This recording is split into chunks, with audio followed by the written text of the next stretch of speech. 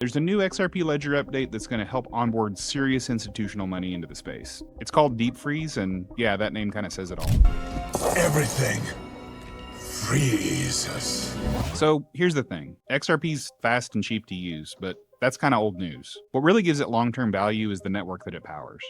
Each time an institution builds something on the XRP ledger, it increases the overall utility of the ecosystem. That means more activity, more volume, and yeah, more demand for XRP itself.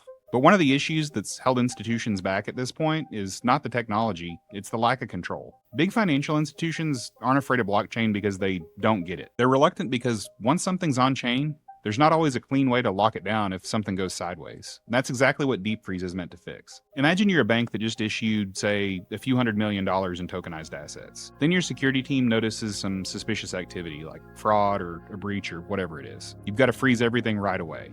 But the current tools on most chains are way too slow.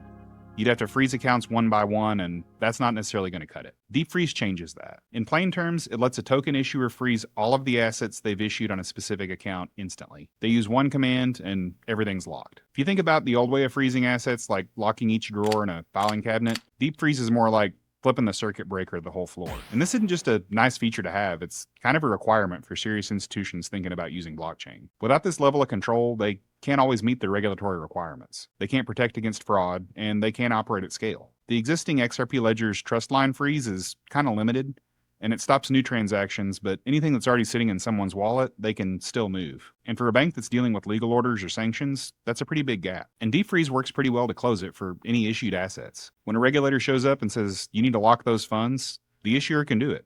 Completely and immediately. And the whole thing gets logged directly onto the blockchain, so there's a permanent tamper-proof record. And here's another important part. Deep Freeze only affects issued assets. It doesn't touch XRP itself. So you can still get the decentralization and permissionless nature of the XRP ledger, but with added tools that institutions actually need. And there's some big names already looking at this.